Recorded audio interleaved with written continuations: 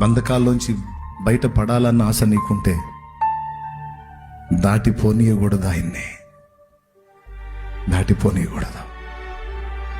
నువ్వు ఏ కండిషన్లో ఉన్నావు ఆ కండిషన్లో ఉండే పిలు. నువ్వు వ్యసనాల్లో ఉన్నావు అక్కడ ఉండే పిలు. నువ్వు సమస్యల్లో ఉన్నావు అక్కడ ఉండే పిలు. నువ్వు తెముల్చుకోలేని ఆర్థిక సమస్యల్లో, రుణ బాధల్లో, అప్పుల బాధల్లో, కలతల్లో, కన్నీళ్లలో ఉన్నావు అక్కడ ఉండే పిలు.